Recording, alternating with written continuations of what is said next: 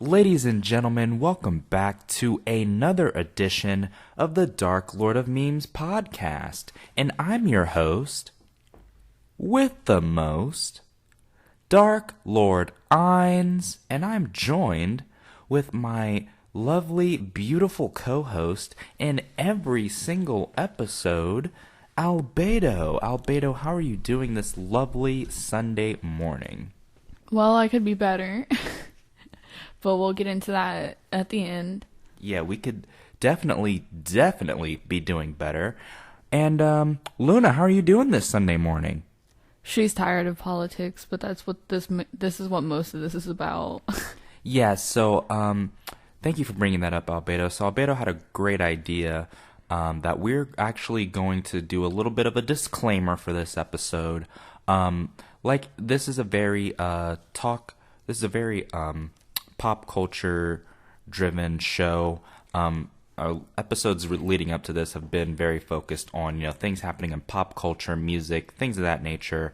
Try to keep it as lighthearted as we can usually for the show because, we're living in crazy times. 2020 has not been the greatest of years. I think we can all agree to that. But there's just so many things going on in the landscape going on currently right now in the political landscape that I can't let slide, and I definitely want my feelings to be expressed on those issues and topics. So just a quick disclaimer, this episode in particular is going to be pretty politic heavy, but we try to keep it 50-50. So we're going to cover some more lighthearted topics and then kind of end it with some very heavy political discussion. So we hope you enjoy this episode. And in like every episode, let me just get the plugs out of the way. The Facebook page. If you have not liked the meme page over on Facebook yet, definitely head over to Dark Lord of Memes podcast on Facebook. Throw us a like. Enjoy the memes over there. And you can find each and every week's episode pinned to the top of the page. Head over there.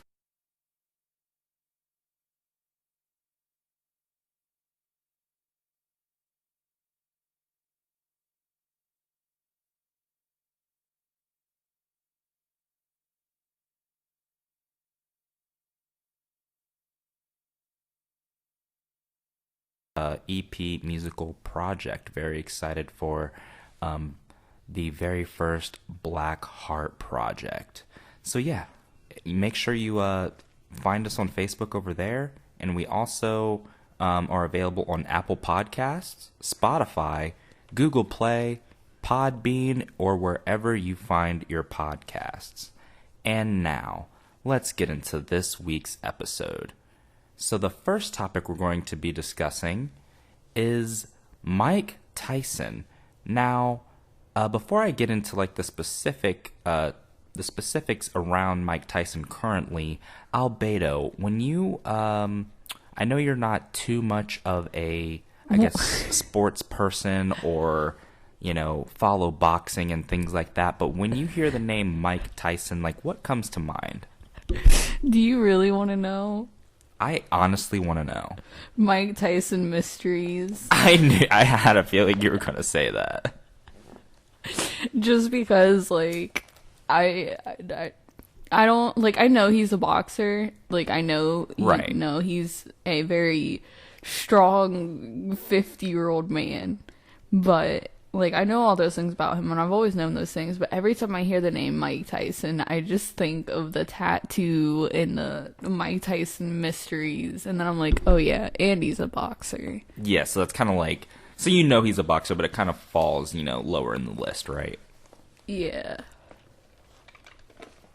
Well, that's definitely understandable.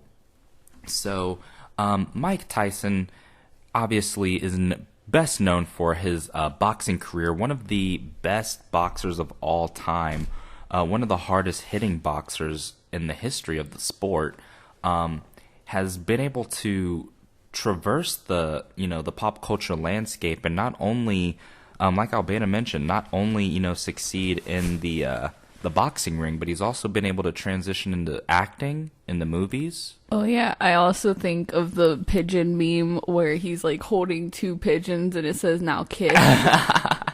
Yeah, he's like all over the place. Like he acts. He was in The Hangover. Obviously, like Albedo said, he has Mike Tyson Mysteries, which is a very good animated show. It's basically an adult version of Scooby Doo. A little more crude. Yeah, a little more, well, a lot more crude than Scooby Doo. But yeah, it's a very good show, actually. And now it seems like Mike Tyson is going through a rejuvenation, a rebirth, if you will.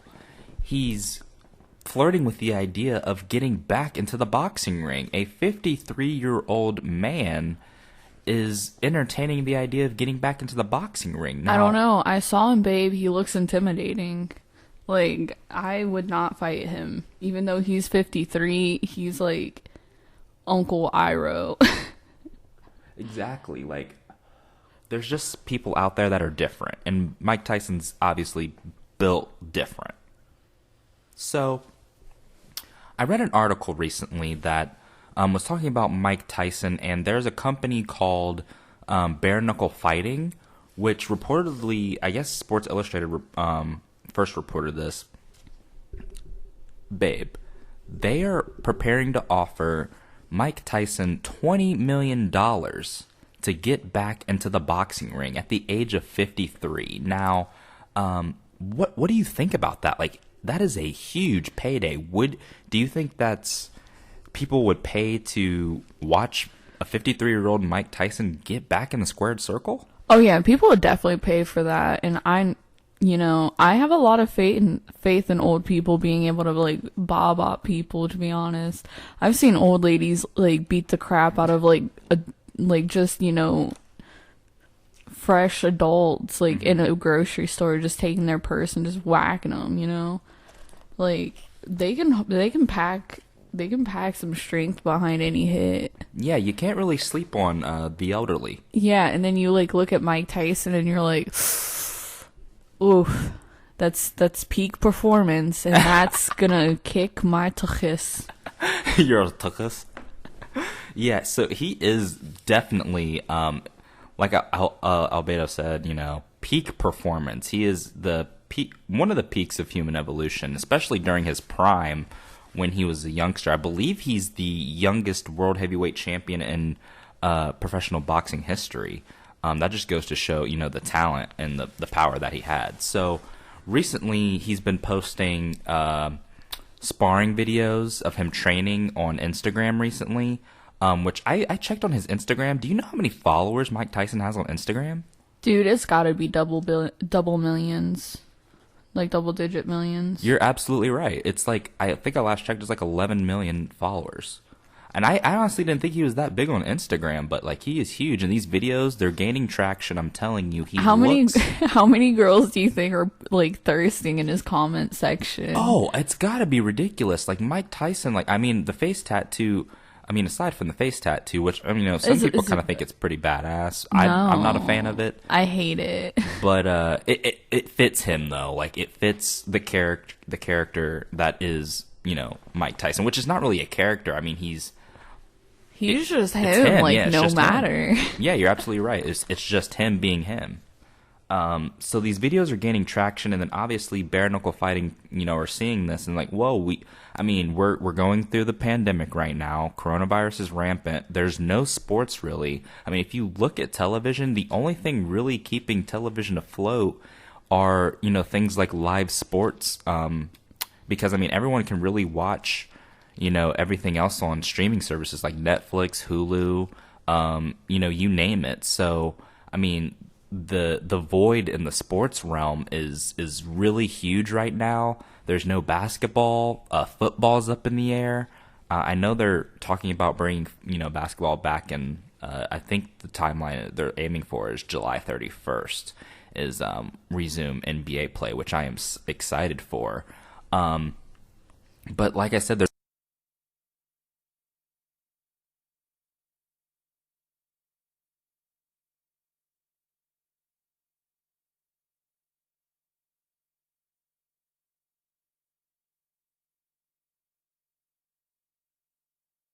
see how that. Night. Oh, so like, if they would you want it to be like them in an MMA circle or like them? I think it would have to be boxing. Yeah, so it'd be fists only. Like, I want to see them box just because that guy is so funny. Yeah. So are you talking about what fight was that? He challenged me, so I had to show him who's boss and knocked him out. In 10 You're talking about seconds. Francis Ngannou. Oh, that dude's he's from France. He's a very popular UFC fighter. That dude is a freak. I would not pay to see that because Francis Ngannou would destroy him, babe. I'm not even going to hold you. I know. Like, that would be a very quick fight. But it's funny you brought that up because I actually saw a video on Instagram where Mike Tyson was training him. Well, not training him, but like giving him tips and like showing him like some moves. And I just thought that was interesting. Like, you suggested that, and it's like, I guess they're actually friends, and like, he's kind of being a mentor for Francis Ngannou, which is pretty cool. Dude, that'd be great. So he's so funny. He's like, yeah, I just had to show him who's boss. You step to me, you step on my turf, you challenge me. I'm the GOAT. No. Well, I mean, it's some people have their different GOATs. I mean, a lot of people think Muhammad Ali's the GOAT, So yeah, I think that's very interesting that there's a potential for Mike Tyson to get back in the squared circle, put the gloves back on, and have another professional fight. I mean, and at the age of 53, I mean, I think someone in the boxing world said, he was the youngest world heavyweight champion, so why not be the oldest too? So like, what if he just like came back in some magical, crazy way, he becomes world heavyweight champion again? Like, that would be some crazy stuff. But I gotta say, if they did a pay-per-view for it, like, depending on the price, I would be interested. I would be definitely interested. Would you personally, Albedo? Would you see that? I definitely know nothing about boxing. Like, I've seen wrestling, I've seen UFC, Right. I've seen MMA, like, I've seen that stuff, but I've never watched boxing.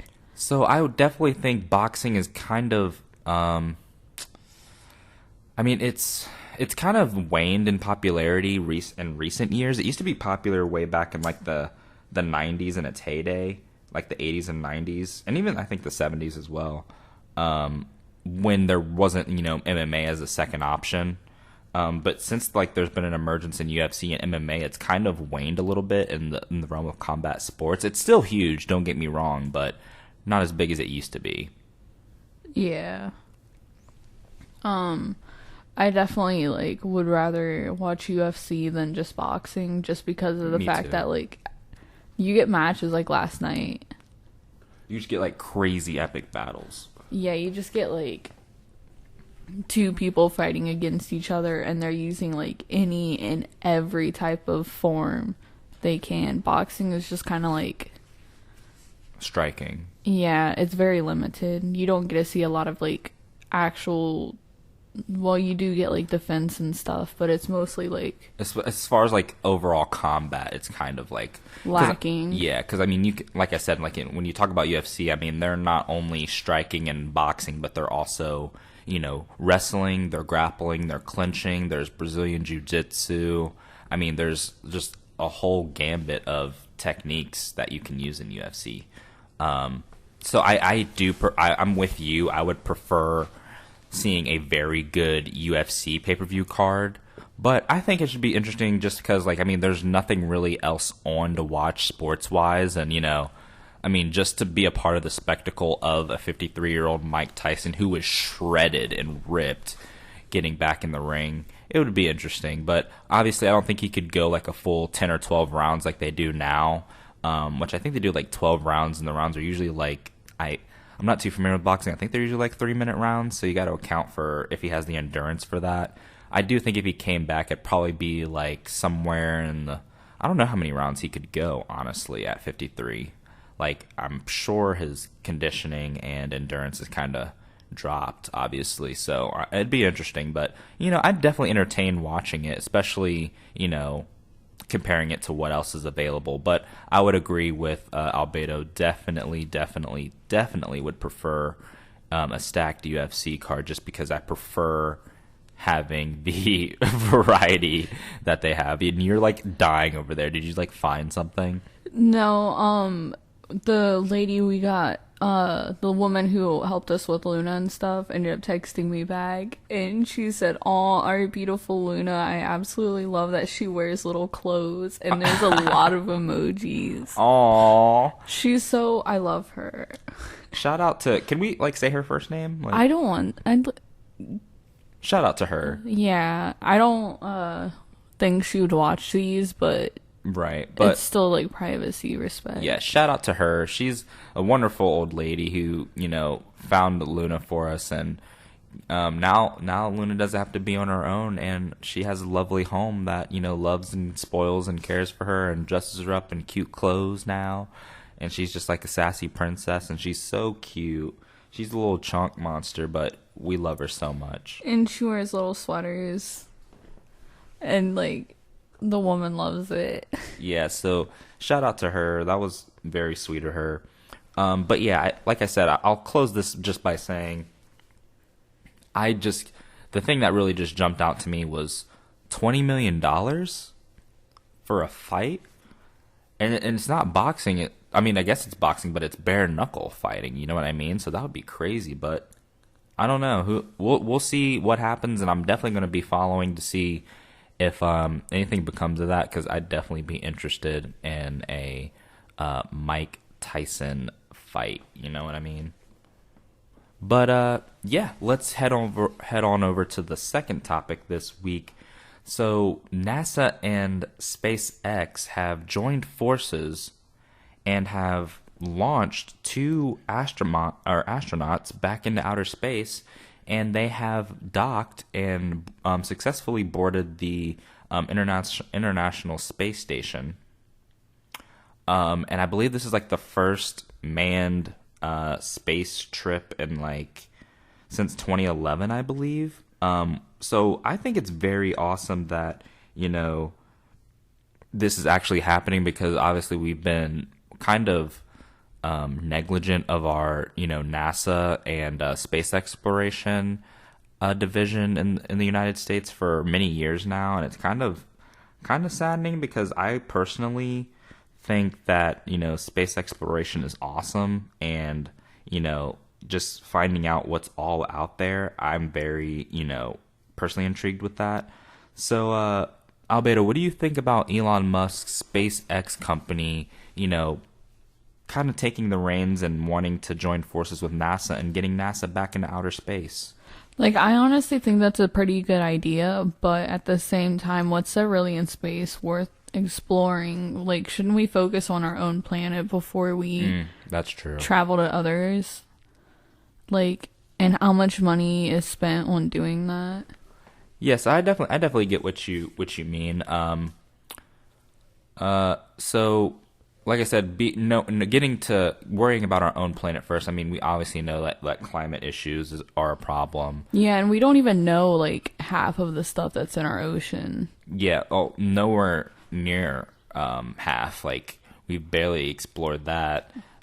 Just because we don't really have the technological capacity to do so right now. It's just it's actually not possible for us to even kind of do that, just because of pressure and it being dark, and yeah, it's just it's a lot of work, and it's a lot of manpower, and a lot of effort has to go into that. But I just thought it was interesting, just because when we were so ambitious trying to get to the moon, if you believe we got to the moon, and ever since then we were just all right, I mean, I guess that's all we got to do. Let's kind of forget about it. So I just thought it was an interesting little story. So I guess the spacecraft is called the SpaceX Dragon, which is kind of cool. So basically the two NASA astronauts are Bob Behnken and Doug Hurley. And it was originally set for, I believe, Friday, but I think it had to get postponed due to bad weather. It was raining really bad, so they postponed it, I think, until yesterday. And it was a 19-hour trip. Everything's fine, and they joined. I guess there's a couple more astronauts that were already on the International Space Station 2 Russian cosmonauts, Anatoly Ivanich and Ivan Wagner. So they got welcomed, and I guess the mission went smoothly. Like I said, it lasted 19 hours, and the total mission, I think, is expected to last 1 to 4 months. So, I mean, that's pretty cool. Congratulations to NASA getting back into space for the first time in almost a decade. And shout out to Elon Musk and SpaceX to do the joint collaboration with NASA and get them back there. So now that happens, we'll see what happens in the future. I doubt, the government here is going to fund NASA doing anything on themselves. So hopefully the collaboration continues. But I just thought it was an interesting little fluff piece, because, I mean, outside of these two, articles, it's really been about the topic that we're going to get into a little later. So before I wrap it up, is there anything else you wanted to say about NASA and SpaceX and Elon Musk? I also did hear, I think they changed the name of his son, which I didn't hear what the new name was, but I think they did change the name. Because I think, remember, we covered that in a previous episode. He named him, like, something crazy. Yeah. It was, like, a bunch of, like, numbers and letters and stuff. But, yeah, is there anything else that you wanted to say? Not really, to be honest.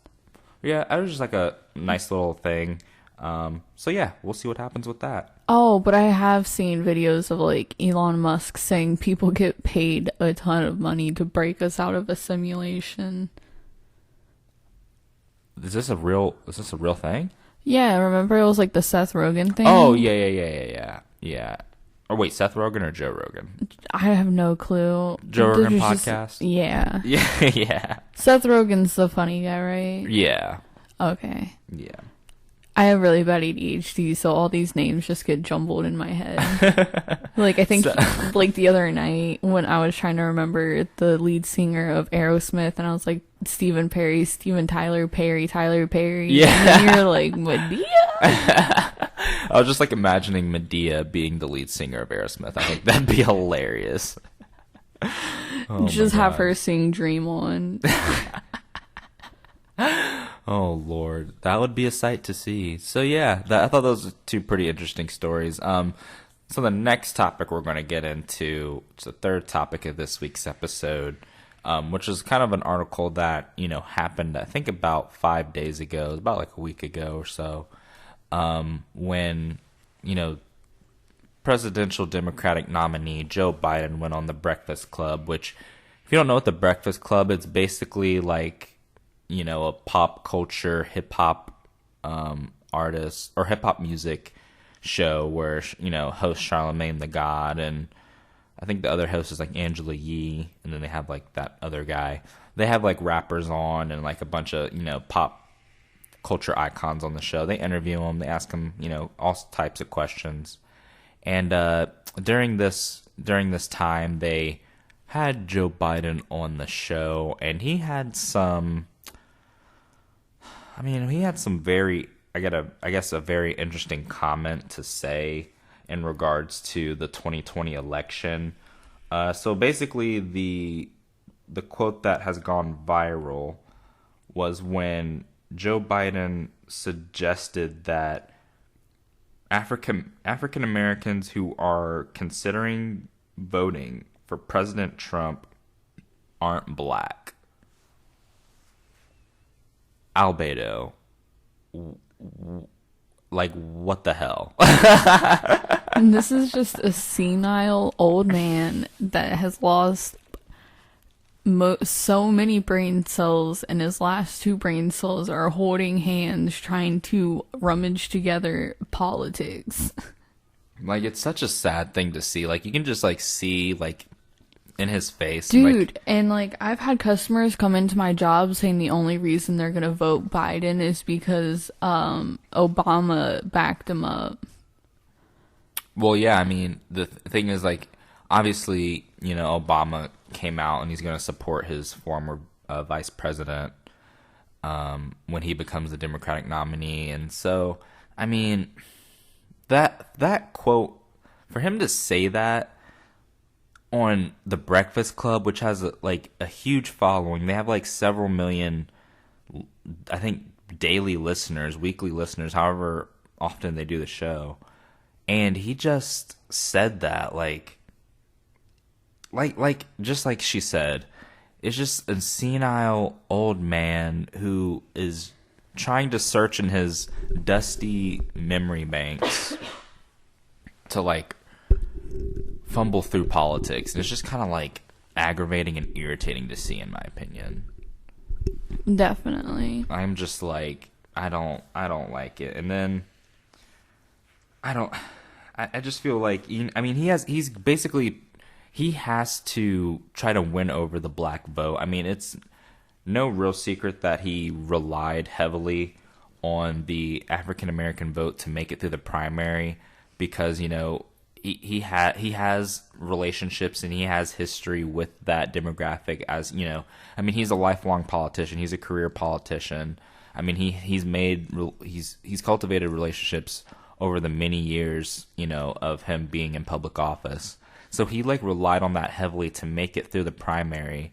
And then for him to just say this, as soon as a week ago, for him to just turn around and say this is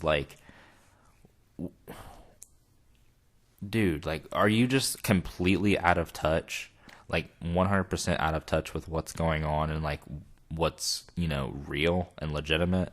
I'm just and I know we have that pact to vote for him and the I'm not afraid to say it, we have a pact to vote for him in the general election, but I'm not gonna hold you. He is not my guy at all.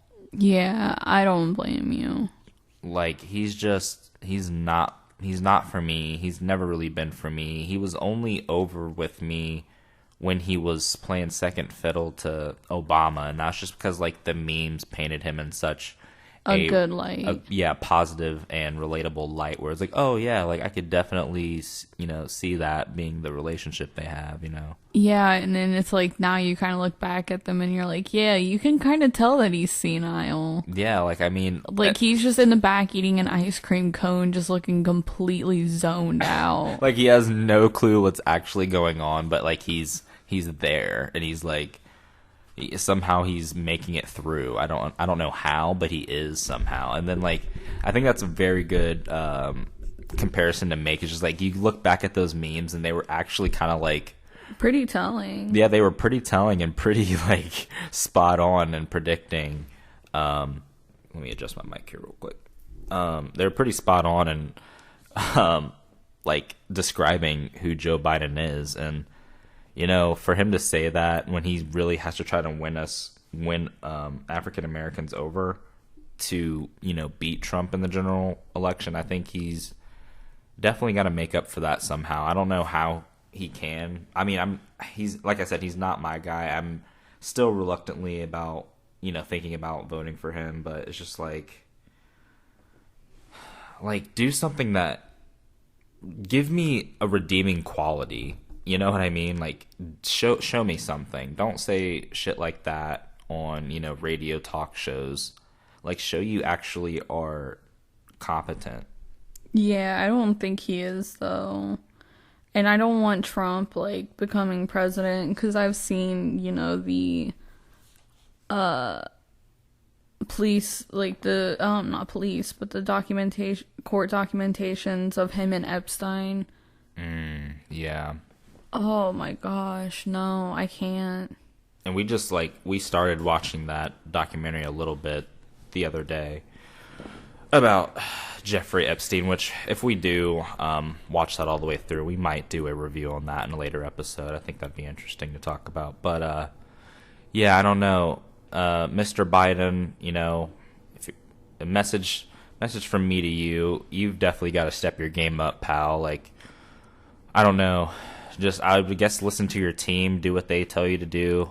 I would not suggest winging it and just kind of going off the cuff, which we see Trump do that a lot. I feel like Trump doesn't really listen to his aides that much, or if he does, No. he just kind of, it's in one ear and out the other, and he just he's going to do what he wants to do at the end of the day. Like, no one's really going to tell him, what to do. He's going to do what he wants. And, we see how bad that turns out. I mean, you can just kind of look at what's going on, which is a perfect segue into our last and final topic of this week's episode. The George Floyd protests and the death of George Floyd. So, if you've been living under a rock the past 5 days or so, George Floyd was a African American man who was recently killed in cold blood, pretty much, by a police officer in Minneapolis, who we've all seen the pictures going around viral where he has his full weight. I think he's like a 170, 180 pound dude, has like his knee just driven into the neck of George Floyd, who was like, it's another one of those, I can't breathe situations, and unfortunately passed away at the hands of this police officer who, supposedly is supposed to be a protector of the people and a servant of the people, a public servant. And like I said, a protector. And, during this arrest, put his knee in the neck and, killed this unarmed black man in the street, all alone, just on the ground. And obviously there's been a national and international outcry and outrage over this situation. So I want to hand it over to Albedo real quick, I want to get your thoughts when you heard about the death of George Floyd, the circumstances surrounding it, and, what do you think? I was pretty heartbroken when I saw it, and, I looked at it and I started seeing, like, a lot of people getting behind it and talking about how police unjustly,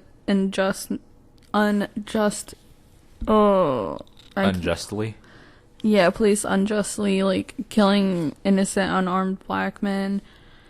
And I didn't expect it to end up going like this. Like, especially, like, starting in Minnesota. Like, you think of Minnesota and you think, that's Canada, like, part 2. Minnesota. It really is, like, I think that... Like, hockey, that's the Right. only thing that I know about Minnesota is hockey and, like, a Canadian accent. Yeah, the only thing I really know about Minnesota is, like you said, it's kind of like Canada too. I think Minnesota's usually known for being nice people, like, generally, and they have hockey. They're really into their hockey, and I think they have really good wrestling as well. They have a good wrestling program at the college, but outside of that, that's all I freaking know about Minnesota. And then I think that's a good point you brought up. And then, this whole thing just pops up and you're like, oh, wow, like, I did not expect this out of Minnesota.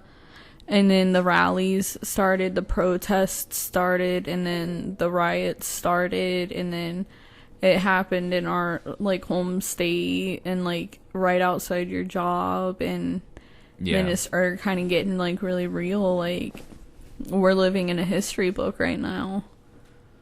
Like, we're living in times where we had a pandemic, like, a week ago, and now this week it's riots and protests and cops shooting rubber bullets and tear gassing people that have their hands up, and the police are escalating everything. And it's sad because there's KKK, like, protests right downtown, and people were like, oh, well, the cops kind of have to protect them. And then we have people protesting for equal rights and just to be able to, like, go outside without being scared a cop's gonna kill them. And they're getting shot at by police, and Donald Trump is posting about how he's gonna as soon as the looting starts, the shooting starts. Yeah, the viral tweet he made. Yeah, every single of his tweets Or go threat. viral, but yeah, his basic basically his threat. Like, he's threatening his own people with violence. And that's exactly what people are protesting against, is violence. And now there's, like, people that are posting all over Facebook, like, oh, you know, you want like basic freedom, like basic like liberties and everything, but you're going out and looting, and all they're doing is showing, like, portraying black people in a bad light, when every single photo that I see of looting is like a white person dragging mannequins.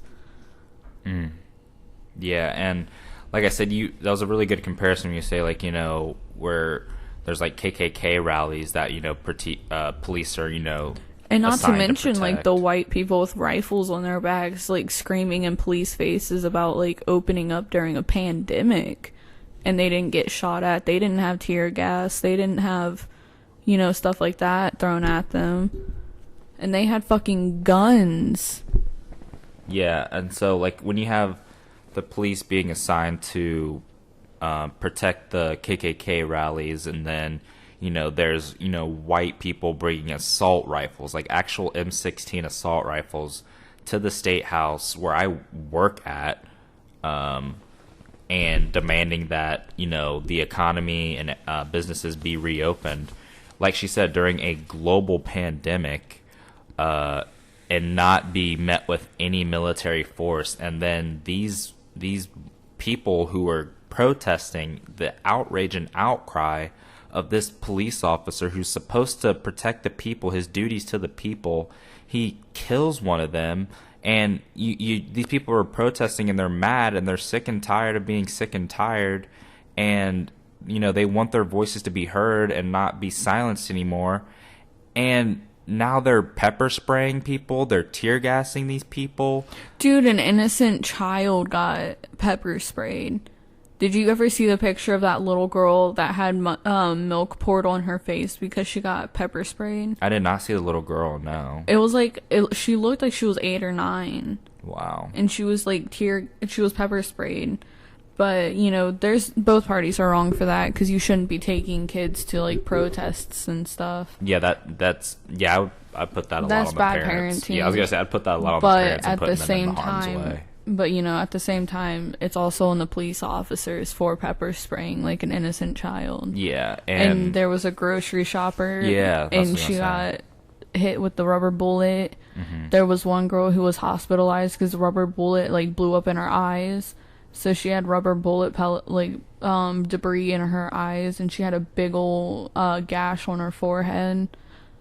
Did you ever see that? Yeah, I did. I saw. That was so sad. Yeah, and, like, people we know, like, here in our hometown are as well getting just, like, pelted in the face with these rubber bullets, like, having these huge gashes over their eyes. Like, honestly, like, I can compare what we're going through right now to the kind of the 90s LA riots, where it was like almost like, well, not almost, it was kind of like a full-blown, like, race war at one point, you know, where the people are frustrated that their own people are just getting innocently murdered in the street. And then when we try to, you know, say how much we're pissed off and express our First Amendment right, it is a First Amendment right, you know, it's a right to peacefully gather and protest.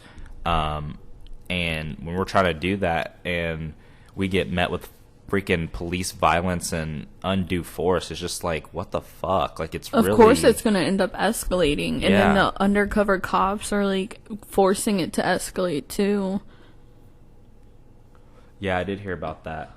Like, the undercover cops and things like that. And it's just, like, it's so sickening. It's very scary times we're living in right now. Like she said earlier, we're living right now in unprecedented times. Like, this is history we're making right now, people. Like, whether you like it or not, like, going through the coronavirus, going through a global pandemic, I think the numbers to date from that, we've lost over 103,000 people worldwide from the coronavirus. Like, it's killed a lot of people.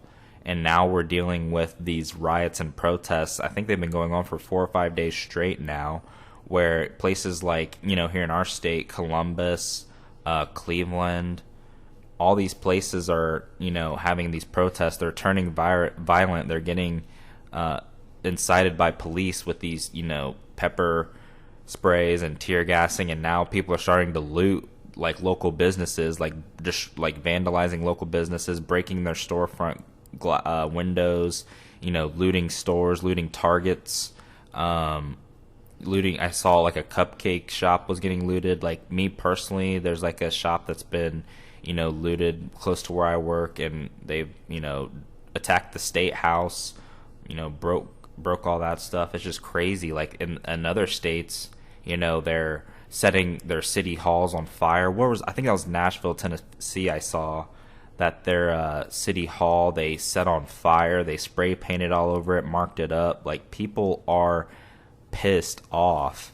And then I don't know if I told you this last night, or I don't know if I brought this up, but I think we talked about this. Anonymous came out, and was like threatening like the police and saying like, we're gonna leak your information if you do anything to the protesters. And they've been active on Twitter. They've been posting on Twitter about this. Anonymous? Yeah, and then that's the reason that I was on Twitter this morning, because I never get on Twitter. Yeah. I haven't. I didn't do it this morning. I probably definitely will after the show. But yeah, I was reading you some of the tweets this morning from it. Yeah, I just want to like be able to see that stuff. So, back to the issue. And now, where we're at. There's like I said, there's been daily protests for about 4 or 5 days now. There's a story yesterday where Representative Joyce Beatty, she's a congresswoman in D.C., was pepper sprayed when she was just trying to be a mediator during one of the protests. Like, there was a heated discussion, but like heated exchange between a woman that was protesting and a police officer. They were like pushing people, telling them to stay on the sidewalk, which is. I do agree with that. Like, the people definitely need to stay on the sidewalk and stay out of the streets as much as possible if they can, But like a lot of highways and streets are being closed down. The governor here is instituting like curfews and closing a bunch of streets and highways. He also activated the National Guard to help the police in Columbus and Cleveland, which I do not honestly think that was a good idea, because there's already issues between just the regular police and the people protesting, and then you throw in more military. Like, you bring in like the freaking National Guard to like assist them. I don't know if I agree with that. I don't know if what are your thoughts on like the National Guard getting involved as well too? It's just like, it seems like too much. Yeah, that is. There's other things we need to be putting our effort into, and it's not fighting our own people with our military. Yeah, like if we're going to in my opinion, if we're going to activate, go ahead. I kind of feel like if this goes anywhere, it's going to go towards a civil war. And that's what I've kind of been a little vocal about this on social media. It's just like, back to my previous point a little bit, and then I'll get back to it. If we're going to activate the National Guard, it needs to be going towards, in my opinion, the coronavirus effort, like staffing people to go to these food banks and help dispersing food and things like that, helping with testing at some of these places. Like, they need to be activated for that. We definitely need their help for that. But taking that National Guard force and applying it to these protests, I don't personally agree with that. If there's already people being hit with these rubber bullets, being pepper sprayed, being tear gassed, being hit some with cars. Some places are like banning helping protesters. Seriously? Yeah, like there's some places that, like Target in Minneapolis, refused to sell milk to people who were tear gassed and pepper sprayed. Oh, you did tell me about that, yeah. Yeah, and then there's like places where they are being told that they shouldn't help the protesters and they shouldn't give them like food, water, and stuff like that. That's just sad, and it's very like disheartening to hear. And so I honestly didn't agree with that call from the governor, honestly. And there's the thing for me is like, how long is this going to last? I mean, I feel like this is just like a vicious cycle. It kind of seems like instead of the police force and National Guard being there to protect people and to make sure everyone stays safe and unharmed, it kind of seems like they're just being used to by the establishment, by the elites in government, to keep people in line, keep people in check, and to like kind of keep their thumb on people. And it's kind of like, it's more of an oppressive feeling than a supportive feeling. Yeah. It's not one of support. Like I have seen instances where I showed you, I think, a video today where in Michigan there was a police officer who took his helmet off and asked the protesters what he wanted them to do. And they said, join us. Yeah, they said, join this and walk with us. And that's what they did. And they all started marching together. And I thought that was very... And, there was black people there, obviously. And there was a white police officer. And it was just nice to see that that's happening in some places. I mean, it's not being reported as much as, the cars being set on fire. And, people being tear gassed and stuff. And back to the tear gas real quick. Like I was saying earlier, the congresswoman was tear gassed.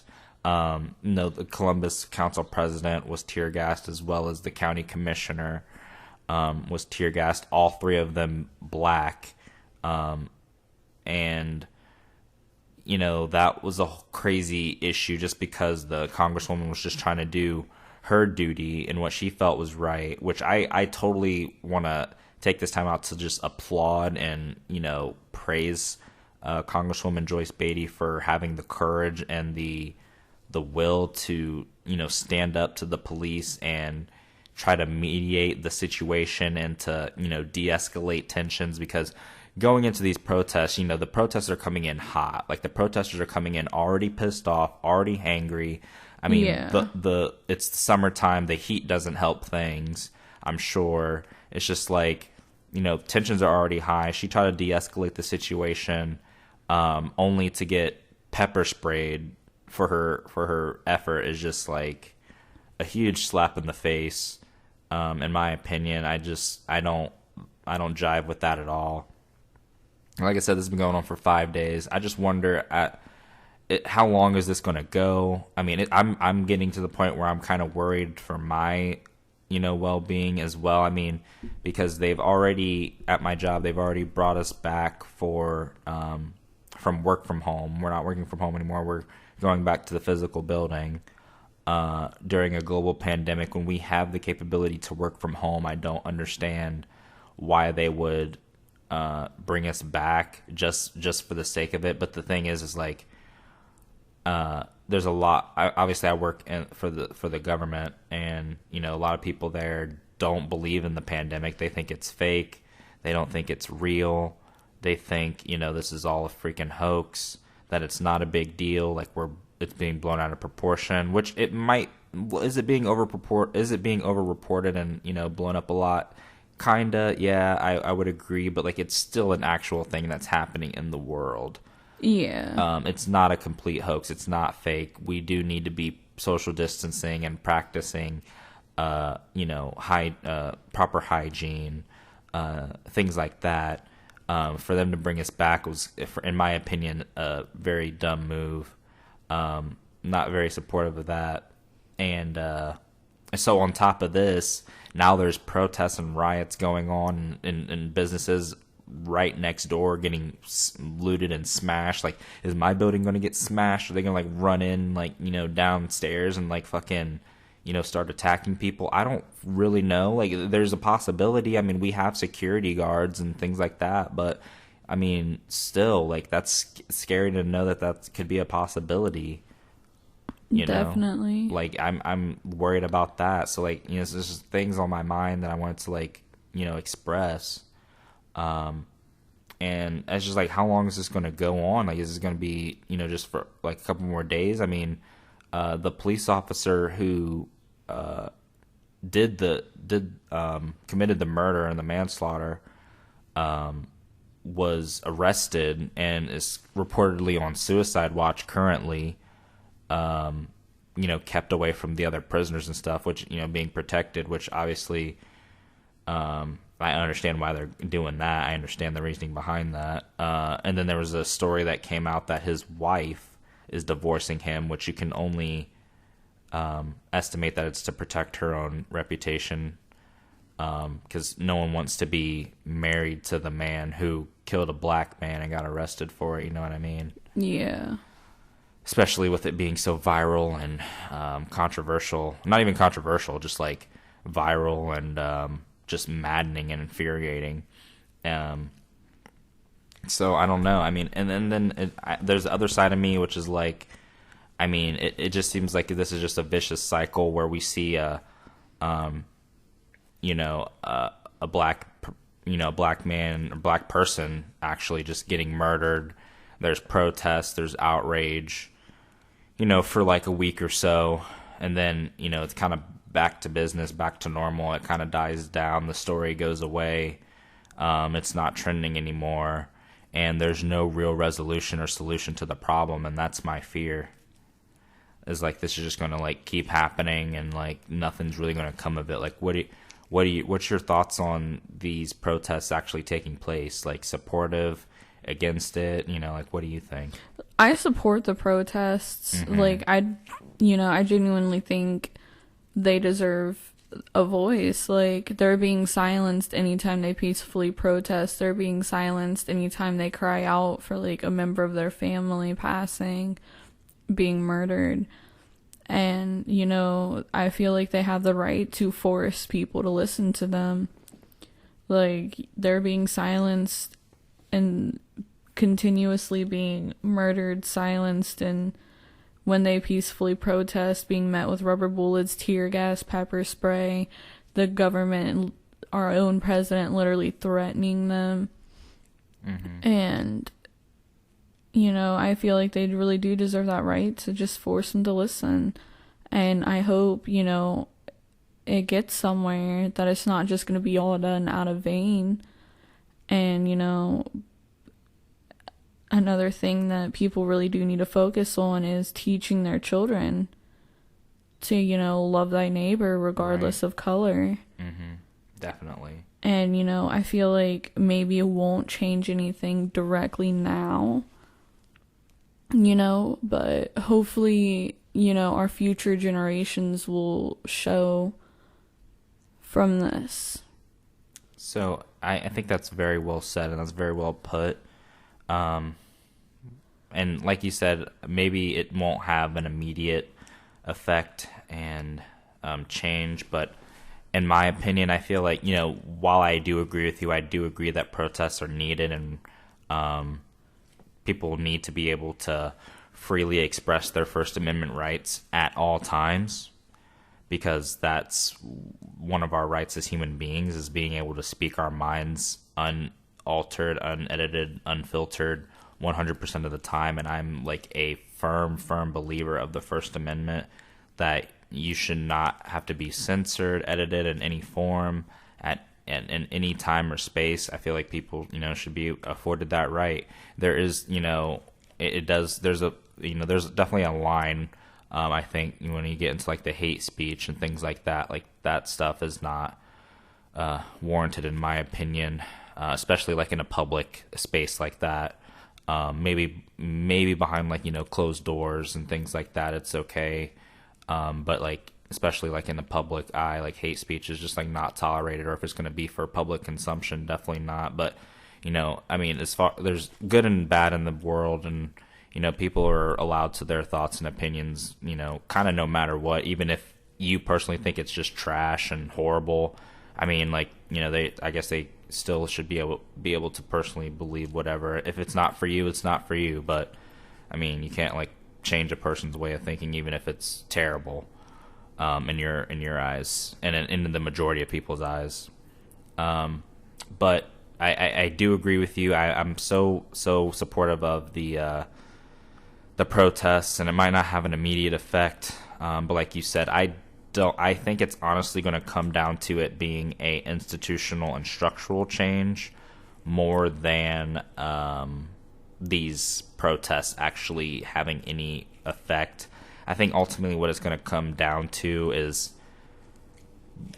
replacing the old guard with the new guard over many years. Yeah.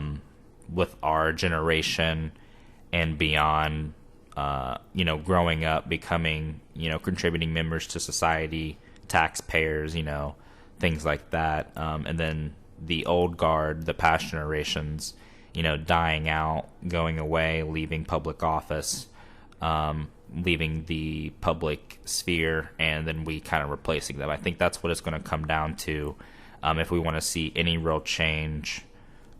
Just because I think with each generation we become more progressive, more tolerant of each other, more respectful of each other, more understanding of having different walks of life.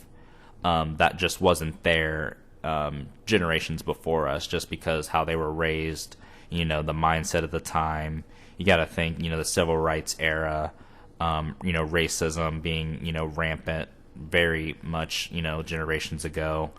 But like I said, with each generation, you become more progressive, more, I think, liberal in your way of thinking, and more accepting and tolerant of others and other people's beliefs, religious practices, and things of that nature. So, in my opinion, I think that's what it's going to ultimately is going to need to happen. I don't see these protests really having that much of an immediate effect.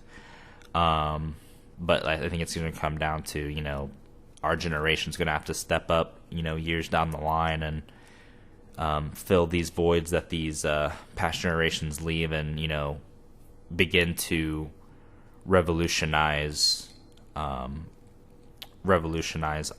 government, to be honest with you. Just changing how things are done, how things are run. And that's what I'm hopeful for. That's the only thing I can really hope for, is that, Gen Z and millennials, I guess you can include Gen Z and beyond, just really, stepping up and doing their part to leave the world a better place than they left it. You know what I mean? Yeah. So like I said, that's kind of all I have to say about the George Floyd situation. Like I said, I think it's a terrible tragedy that this has happened. To those people who are protesting, I just want to say, please be careful. Be mindful of your surroundings and of others. Make sure to cover your face so they can't, use facial recognition later on. Cover any tattoos that you may have. Mm-hmm. And wear goggles for pepper spray and tear gas, Just make sure you wear protection and think about what kind of stuff that they're using and how to counteract that. And don't forget umbrellas. Mm-hmm. Or in lots of water. Yeah, absolutely. Stay hydrated. Just take care of yourself. And I just, if you are going to be a person that goes out and protests and, expresses your First Amendment right, letting your voice be heard, I applaud you for that. I personally won't be doing that, just because I want to, protect myself. Because these people out there who are just being, hurt and attacked, and I do not want to be, risk, putting myself in jeopardy of that. And like I said, like she said, definitely, cover up any distinguishing marks that you have, tattoos. Make sure to write down important numbers, on your arm with Sharpie if you get arrested. Mm-hmm. Because, just in case you don't have your phone or they take your phone away from you, you still have the numbers that you can call. Yeah, just definitely, I think, don't do it on a whim. Definitely just take the time to sit there and plan it and think it out of what you're going to do, how long you're going to be there. Be cognizant of everything. Make sure you go with a group. Yeah, don't go alone. That's a very big thing. Definitely go with, other people. Because there's power in numbers, obviously, and just be careful.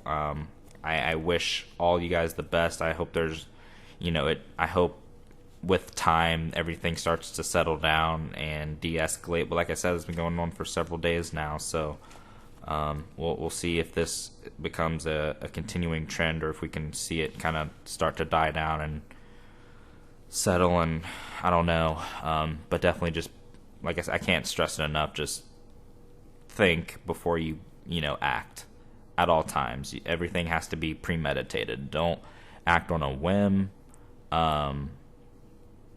Protect your identity, protect yourselves, protect the people you come with, your family and friends. And definitely rest in peace to George Floyd, and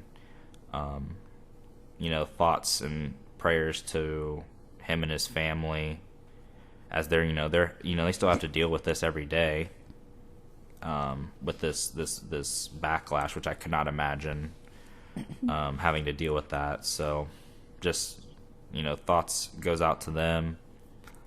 And is there anything else you wanted to add before we sign off for this week? I don't think so. All right, I think we said all that needs to be said. So that's our take, that's our opinion and viewpoints of it.